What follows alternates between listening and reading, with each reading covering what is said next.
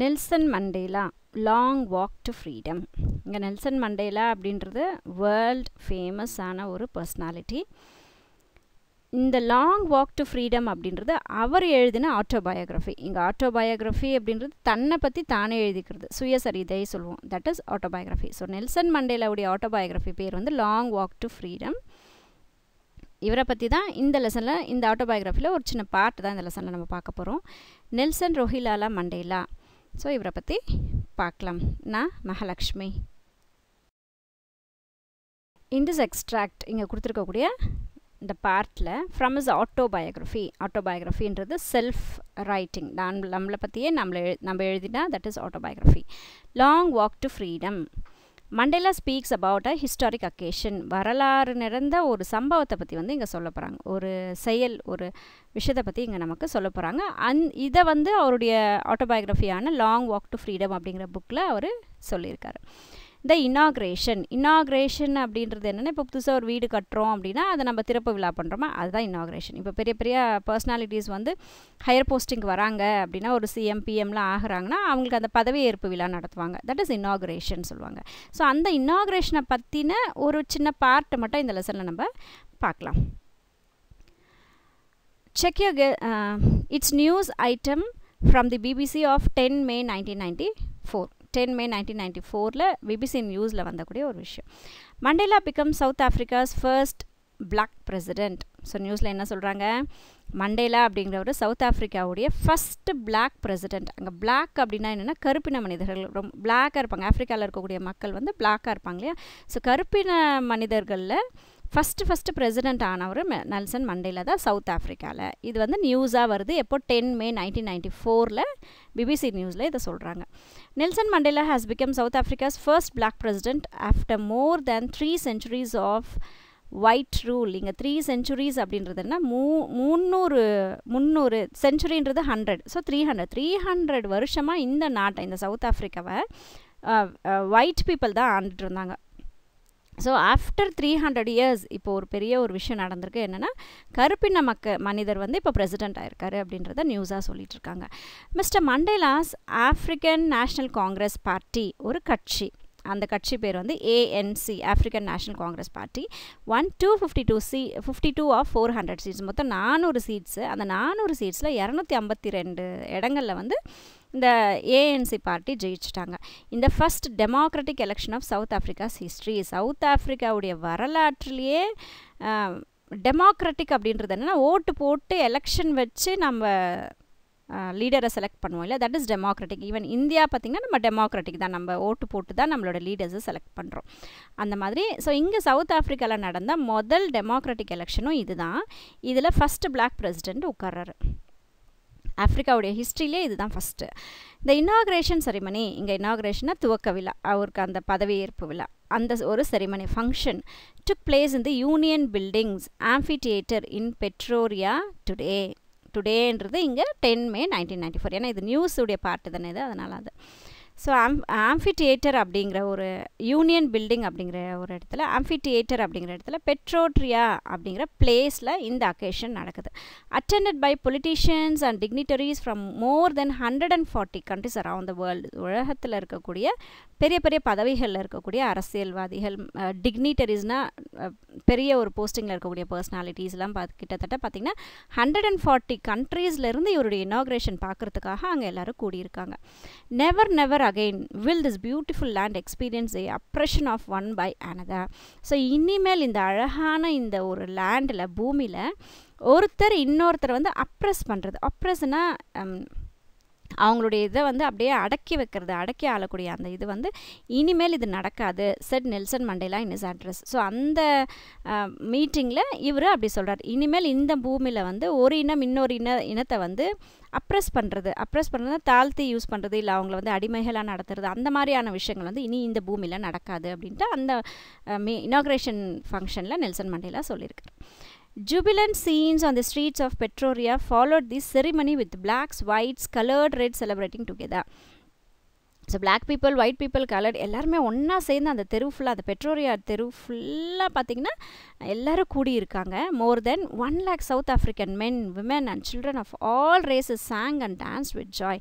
So 1,00,000க்கும் மேற்பட்ட மனிதர்கள், ஆண் பெண் குழந்தைகள் எல்லாரும் ஒன்றா சேர்ந்துட்டு, எல்லா இன மக்களும் ஒன்றா சேர்ந்துட்டு, ஒயிட் பிளாக் எல்லாம் ஒன்றா சேர்ந்துட்டு டான்ஸ் ஆடிட்டு சந்தோஷமாக கொண்டாடினாங்க இந்த இனாக்ரேஷனை. இது நமக்கு 10 May 1994 BBC நியூஸில் வந்திருக்கக்கூடிய நியூஸ். ஸோ இப்போ அந்த லெசனுக்கு போகலாம். 10th May dawned bright and clear. So இந்த பார்ட் இப்போ இங்கே ஸ்டார்ட் ஆகிற பார்ட்டு தான் அவருடைய ஆட்டோபயோகிராஃபியில் இருக்கக்கூடிய ஒரு பார்ட் நமக்கு. May 10 dawned bright and clear. இங்கே டான் அப்படின்னா சன் ரேஸ் ஆகக்கூடிய டைம் வந்து டான்.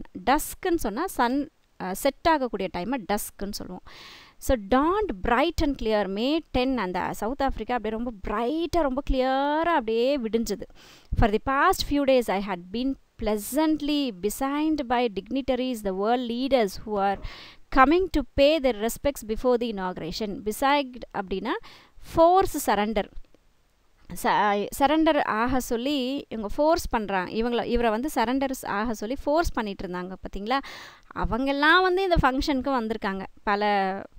கொஞ்ச நாளைக்கு முன்னாடி இவங்களெல்லாம் வந்து சரண்டர் ஆக சொல்லி சொன்ன லீடர்ஸ்லாம் வந்து இந்த ஃபங்க்ஷனுக்கு வரப்போகிறாங்க. The inauguration would be the largest gathering ever of international leaders on South African soil. இந்த சவுத் ஆஃப்ரிக்கா மண்ணிலேயே இவ்வளோ லீடர்ஸ், இவ்வளோ இன்டர்நேஷ்னல் லீடர்ஸ் எல்லாம் ஒன்றா கூடி இருக்கக்கூடிய தருணம் இந்த தருணமாக தான் இருக்கும். The ceremonies took place in the lovely sandstone amphitheater. இது எங்கே நடந்தது அப்படின்னா amphitheater அப்படிங்கிற இடத்துல, யூனியன் பில்டிங்கில் பெட்ரோட்ரியா அப்படிங்கிற இடத்துல நடக்குது. For decades, decadesனால் இங்கே 10 வருஷங்கள், அந்த சென்ச்சுரிஸ்ன்றது 100 years சொன்னோம். இப்போ decadesனால் 10 வருஷங்கள் சொல்கிறோம். For decades this has been the seat of white primacy. பல decades வந்து இந்த சீட்டு, இந்த பதவின்றது வந்து வெறும் ஒயிட் பீப்புளுக்கு மட்டுமே கொடுக்கப்பட்டிருக்கக்கூடிய ஒரு இடமா இருந்தது. And now it was the site of a rainbow gathering of different colours. ஆனால் இப்போ இந்த தெருவில், இந்த ஆம்பிதியேட்டர் அப்படிங்கிற இடத்துல இப்போ ரெயின்போ எப்படி கலர் கலராக இருக்கும் அந்த மாதிரி எல்லா கலர் மக்களும் இந்த இடத்துல இருக்காங்க, கலர் கலராக இருக்குது. And nations for the installation of South Africa's first democratic non racial government. எதுக்காக இந்த ரெயின்போ கலர்ஸில் எல்லா நாட்டு மக்களும் பல கலரில் இருக்கக்கூடிய மக்கள் எல்லாம் இந்த இடத்துல ஒன்றா சேர்ந்துருக்காங்க. எதுக்காக அப்படின்னா ஃபஸ்ட்டு டெமோக்ராட்டிக் எலெக்ஷன் வச்சு அதிலிருந்து ஜெயிச்சிருக்கக்கூடிய பர்சன், நான் ரேஷியல் கவர்மெண்ட். நான் ரேஷியல் அப்படின்னா இனம் பார்க்காம, பிளாக்கு ஒயிட்டு. இங்கே ரேஷியல்ன்றது மக்களை வந்து இனம் காணுவாங்க, பிரித்து காஸ்ட்டை வச்சியோ இல்லை கலரை வச்சியோ எல்லாம் பிரிக்கிறது தான் ரேஷியல். ஆனால் இங்கே எந்த பிரிவினையும் இல்லாமல் இருக்கக்கூடிய ஒரு கவர்மெண்ட்டை இன்ஸ்டாலேஷன் கொடுக்கறதுக்காக இந்த ரெயின்போ கலர்ஸில் எல்லோரும் ஒன்றா கூடியிருக்காங்க. வேர்ல்டில் இருக்கிற மொத்த லீடர்ஸும் ஒன்றா கூடியிருக்காங்க on that lovely autumn day. So season பார்த்திங்கன்னா அங்கே autumn season. I was accompanied by my daughter Zenani. So அவருடைய பொண்ணு கூப்பிட்டுட்டு இவர் அந்த ஃபங்க்ஷனுக்கு போகிறாரு. ஆன் தி போடியம்னா அந்த ஸ்டேஜ் மேலே mister D clerk was first Swan in a second deputy president. இப்போ அந்த ஸ்டேஜில் ஃபஸ்ட்டு யாருக்கு பதவி பிரமாணம் செய்கிறாங்க அப்படின்னு சொல்லி பார்த்தீங்கன்னா டாக்டர் டி கிளர்க் அப்படிங்கிறவருக்கு செகண்ட் டெபுட்டி பிரசிடெண்ட்க்கு அடுத்த லெவலில் இருக்கக்கூடிய அவங்களுக்கு ஃபஸ்ட்டு கொடுக்குறாங்க. நியூ வேர்ட்ஸ் பிசைன்ட் அப்படின்னா ஃபோர்ஸ் சரண்டர் ஆக சொல்லி ஃபோர்ஸ் பண்ணுறது, அதான் பிசைன்ட்.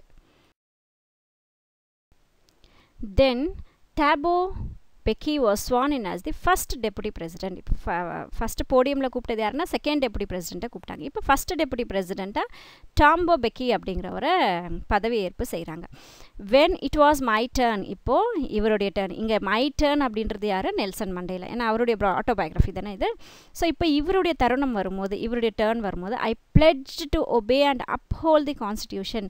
நான் வந்து உறுதிமொழி எடுத்தேன். பிளெட்ஜுன்றது உறுதிமொழி. ஸோ எதுக்காக உறுதிமொழி எடுக்கிறாங்க? ஒபே பண்ணுறேன், அப்ஹோல்டு பண்ணுறேன். கான்ஸ்டிடியூஷனை, அரசியல் அமைப்பு சட்டத்தை வந்து நான் மதிக்கிறேன், அதை வந்து நான் கரெக்டாக அதை மெயின்டைன் பண்ணுவேன் அப்படின்றது அவர் பிளெட்ஜ் பண்ணியிருக்காரு. And to devote myself to the well being of the republic and its people.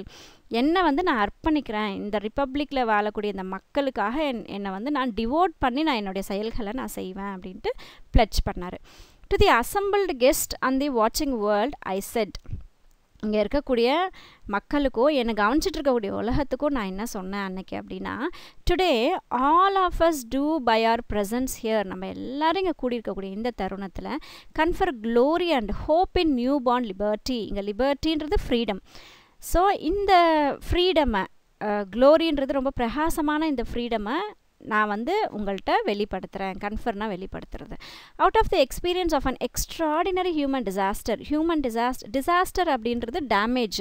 நம்ம பெரிய பெரிய ஃப்ளட்டு அதெல்லாம் வரும்போது டேமேஜ் பண்ணோம். அப்போ இங்கே ஹியூமன் டிசாஸ்டர் அப்படின்றது என்னது? ஒரு வாரோ ஒரு சண்டையோ எல்லாம் வரும்போது, மக்கள் சண்டை போடும்போது, சிவிலில் சண்டை போடும்போது, அப்படிலாம் ஏற்படும் போது கொடுமைப்படுத்துறது, மக்களை கொடுமைப்படுத்துறது, இந்த மாதிரியெல்லாம் விஷயங்கள் வந்து ஹியூமன் டிசாஸ்டர் சொல்கிறோம். ஸோ எக்ஸ்ட்ராடினரியான ஹியூமன் டிசாஸ்டர்ஸ் வந்து இவங்க அனுபவிச்சிருக்காங்க. தட் லாஸ்ட் டூ லாங், ரொம்ப ரொம்ப வருஷமாக இந்த பிளாக் பீப்புள் வந்து ஹியூமன் டிசாஸ்டருக்கு உள்பட்டிருக்காங்க. அவங்கள ரொம்ப அடிமைகளாக யூஸ் பண்ணியிருக்காங்க, அவங்கள ரொம்ப கொடுமைகள் பண்ணியிருக்காங்க. நிறைய விஷயங்கள் வந்து நடந்திருக்கு. Must be born a society of which all humanity will be proud.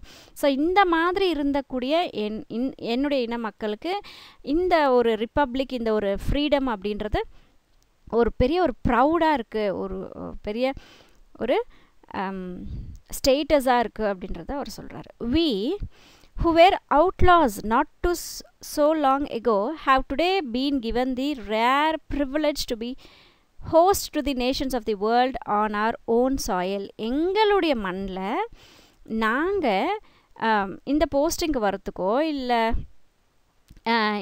இங்கே வந்திருக்கக்கூடிய கெஸ்ட் ஹோஸ்ட்ன்றது அங்கே அதே இடத்துல இருக்கக்கூடிய மக்களாக இருக்கக்கூடிய எங்களுக்கு எங்களுடைய அந்த இதெல்லாம் வந்து தராமல் இருந்தது. பட் இப்போ இன்றைக்கி அந்த மாதிரியான நிலை இல்லை.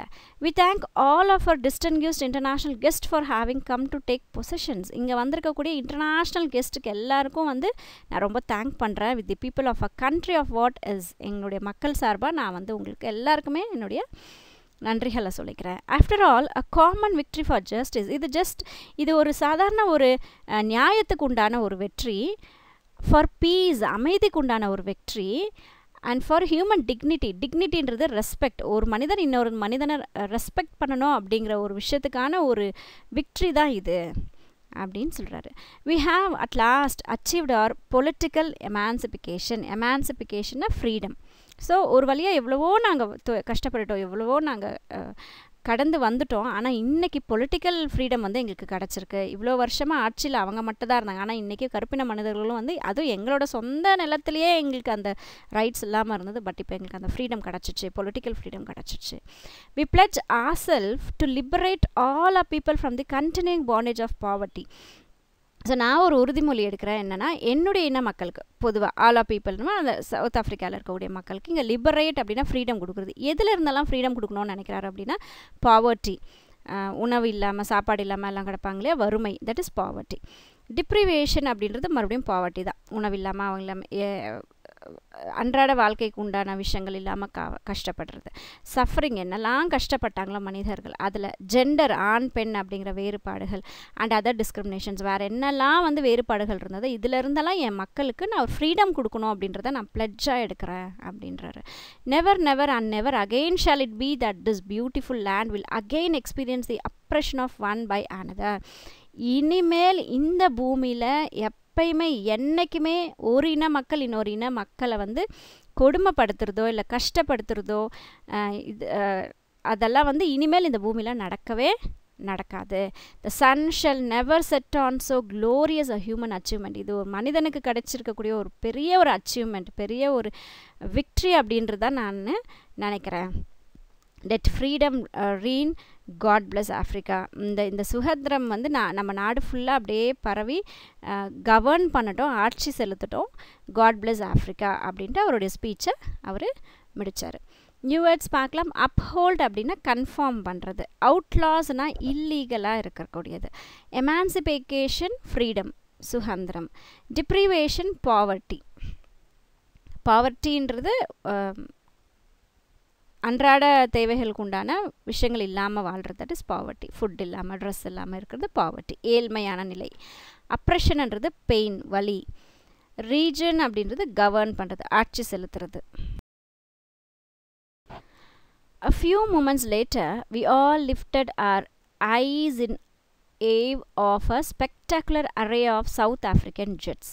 இங்கே ஏவ் அப்படின்னா வண்டர், அதிசயம். ஸோ கொஞ்ச நேரம் கழிச்சு எங்களுடைய கண்கள் எல்லாமே ஒரு ஸ்பெக்டாகுலர் அப்படின்றது ஐ கேட்ச், அப்படியே பார்த்துக்கிட்டே இருக்கணும் போல் இருக்கும்ல, that is spectacular.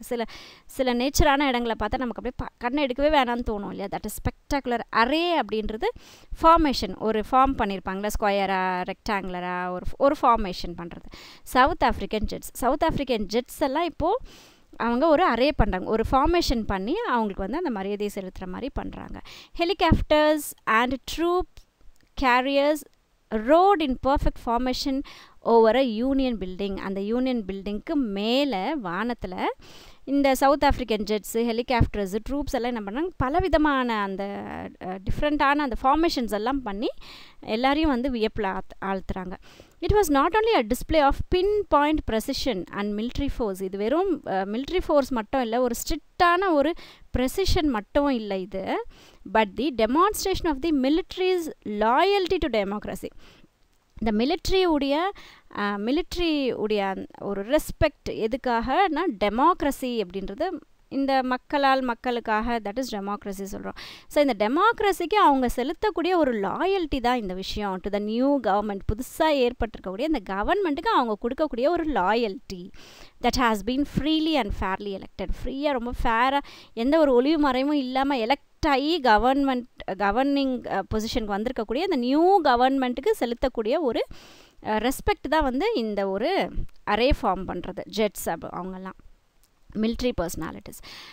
Only moments before the highest generals of the South Africans defense forces and police, their chest beckoned with ribbons and medals from days gone by. So கொஞ்ச நேரத்துக்கு முன்னாடி தான் வந்து ஹையர் ஜென்ரல்ஸாக இருந்த சவுத் ஆஃப்ரிக்கா டிஃபென்ஸ் ஃபோர்ஸில் இருக்கக்கூடிய அந்த police ஃபோர்ஸில் இருக்கக்கூடிய defence force, police, இவங்களுக்கு எல்லாரும் அந்த 100 ஜென்ரல்ஸ்க்கெல்லாம் வந்து பார்த்திங்கன்னா அந்த ரிப்பன்ஸு, மெடல்ஸு அதெல்லாம் ஜஸ்ட் நவ் தான் இப்போ கொடுத்து முடித்ததுக்கப்புறம் இந்த விஷயம் நடக்குது. Saluted me and pledged their loyalty. அந்த மெடல்ஸ் வாங்கினவங்கலாம் எனக்கு சல்யூட் பண்ணாங்க, எனக்கு வந்து உறுதிமொழி சொன்னாங்க, என்னை ரெஸ்பெக்ட் பண்ணாங்க. அண்ட் அதுக்கப்புறம் தான் அந்த அரே வந்து நடந்தது. I was not unmindful of the fact that not so many years before they would have saluted but arrested me. ஆனால் இது என்னோட மனசில் என்ன ஒரு விஷயம், அந்த தருணத்தில் என்னுடைய மனசில் என்ன ஒரு விஷயம் போயிட்டு இருந்தது அப்படின்னா, உண்மை என்ன அப்படின்னா, பல வருஷத்துக்கு முன்னாடி இன்றைக்கி எனக்கு சல்யூட் பண்ண இதே ஹையர் ஜென்ரல்ஸ் என்ன அரெஸ்ட் பண்ணவங்க இவங்கெல்லாம், ஆனால் இன்றைக்கி அவங்க எனக்கு சல்யூட் பண்ணுறாங்கன்னும் போது ரொம்ப பெரிய விஷயம்.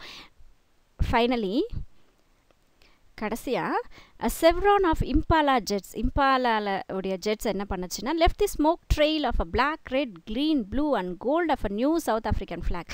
சவுத் ஆஃப்ரிக்கன் ஃப்ளாகில் இருக்கக்கூடிய எல்லா கலர்ஸையும் ஸ்மோக்கை வந்து விட்டுட்டு போச்சு. எது? செவ்ரான் ஆஃப் இம்பாலா அப்படிங்கிற ஜெட்லேருந்து சவுத் ஆஃப்ரிக்கன் ஃப்ளாகில் இருக்கக்கூடிய அந்த கலர்ஸ் எல்லாத்தையும் விட்டுட்டு போச்சு. அந்த பிக்சரில் காட்டியிருக்கக்கூடிய சவுத் ஆஃப்ரிக்கனுடைய flag. The day was symbolised for me.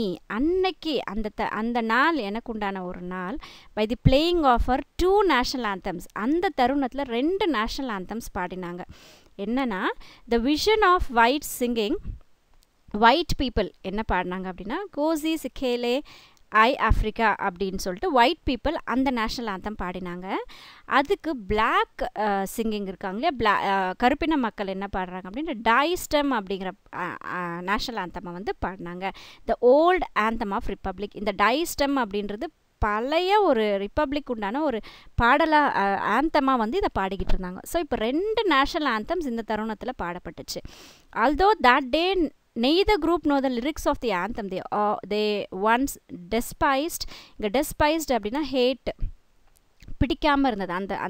அந்த நேஷ்னல் ஆந்தமே அவங்களுக்கு பிடிக்காமல் இருந்தது. They would soon know the words by heart. ஆனால் அப்போ அந்த சமயத்தில் பாடும்போது அவங்களுக்கு அந்த பாட்டு தெரியாமல் இருந்தது ஆக்சுவலாக சொல்லப்போனால். ஆனால் ரொம்ப சீக்கிரமே அந்த பாட்டை வந்து அவங்க கற்றுக்கிட்டாங்க. அந்த பாட்டை அவங்களுக்கு பிடிக்காமல் இருந்தது, நேஷ்னல் ஆந்தம் பிடிக்காமல் இருந்தது. பட் ரொம்ப சீக்கிரத்தில் அவங்க வந்து பை ஹார்ட், மனப்பாடமாக பாட கற்றுக்கிட்டாங்க அவங்க. On the day of the inauguration, இந்த பதவியேற்பு அன்னைக்கு, ஐ வாஸ் ஓவர்வெல்ம்டுனா சப்மர்ஜ், மூழ்கி போயிட்டேன்னு சொல்லுவாங்க இல்லையா, with a sense of history. அந்த வரலாறை பற்றி, இந்த ஓல்டு ஹிஸ்ட்ரி, இவருடைய அந்த கடந்து வந்த அந்த இதை வந்து நான் யோசித்து பார்க்கும்போது நான் அப்படியே முழுகி போயிட்டேன்.